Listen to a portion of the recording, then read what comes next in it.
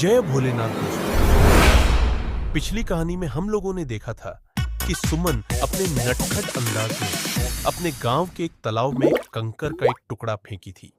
उस तालाब में एक आत्मा रहती थी। उसे यह बात बुरी लगी, जिसके कारण वह सुमन को परेशान करने लगी। परेशान सुमन को काली माँ की एक दासी से उम्मीद की किरण दिखी थी।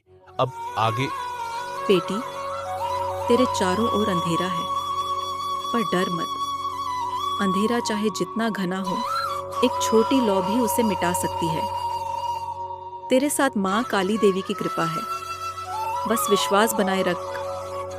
माँ काली की दासी की बातें सुमन के दिल में गहराई तक उतर गईं। पहली बार उसे लगा कि वह अकेली नहीं है।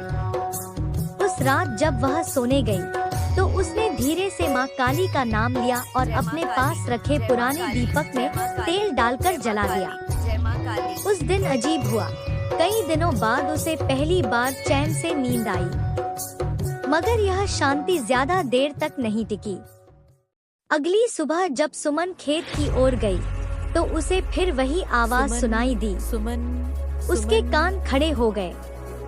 आवाज साफ तौर पर पोखर की दिशा से आ रही थी। पहले तो उसने नजरअंदाज किया, लेकिन कदम अपने आप उधर खींचते चले गए। पोखर के पास पहुंचते ही उसकी सांसें तेज हो गईं। चारों ओर सन्नाटा, बस हवा में झाड़ियों की सरसराहट।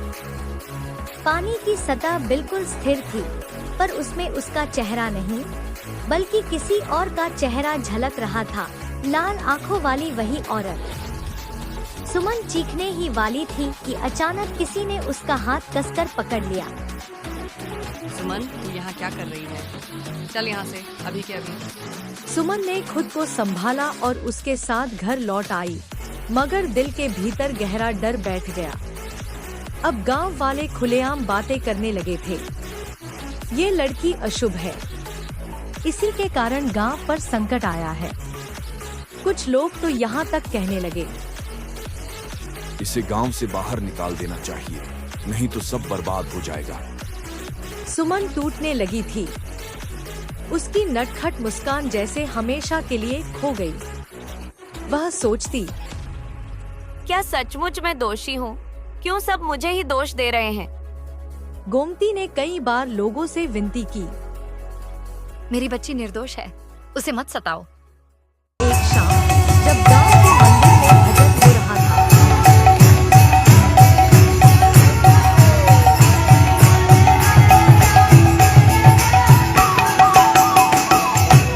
भजन के बीच माँ काली की दासी ने अचानक गाना रोक दिया और सबको देखते हुए बोली, अंधकार को केवल भय से नहीं, बल्कि विश्वास से हराया जा सकता है। जिस पर माँ काली देवी की कृपा हो, उसे कोई छाया छू भी नहीं सकती। बेटी, कल रात से अमावस्या की घड़ी शुरू होगी। यही वह समय है जब अशुभ शक्तियाँ सबसे प्रबल होती हैं। तुझे इस घड़ी का सामना करना ही होगा। याद रख, डर भागने से नहीं, सामना करने से मिटता है। सुमन के भीतर हलचल मच गई। क्या वह सचमुच उस भयावह शक्ति का सामना कर पाएगी? अमावस्या की रात गहराने लगी। आसमान पर तारे छिप गए। चारों तरफ गहरा अंधकार। गांव जैसे सो गया था, लेकिन सुमन की आंखों में नींद नहीं थी। अचानक खिड़की के बाहर वही परछाई दिखाई दी, सफेद कपड़ों वाली औरत।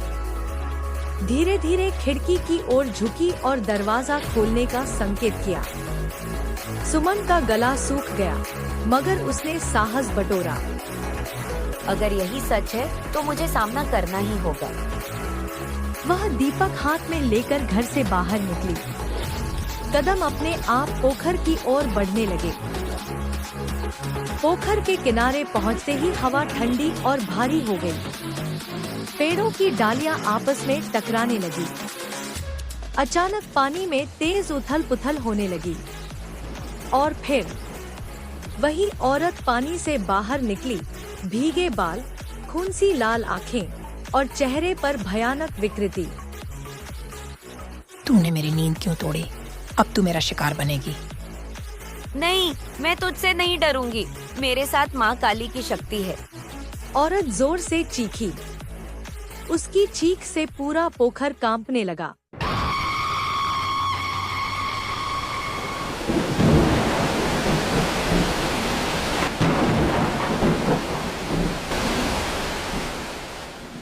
अचानक जैसे आसमान से कोई अदृश्य शक्ति उतरी हो, दीपक की लौ तेज हो गई। वह साधारण लौ नहीं रही, उसमें गहरी नीली चमक फैलने लगी। सुमन को लगा मानो माँ काली की प्रतिमा उसके सामने प्रकट हो रही हो। उसके कानों में आवाज गूंजी। बेटी, तू अकेली नहीं है। जब भी सच्चाई और विश्वास के साथ खड़ी होगी, मैं तेरे साथ रहूंगी। जय माँ काली, जय माँ काली, जय माँ काली।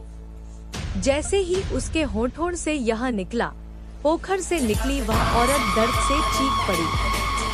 उसकी आकृति टूटने लगी, धुएं सी बनकर हवा में विलीन हो गई। पोखर का पानी शांत हो गया।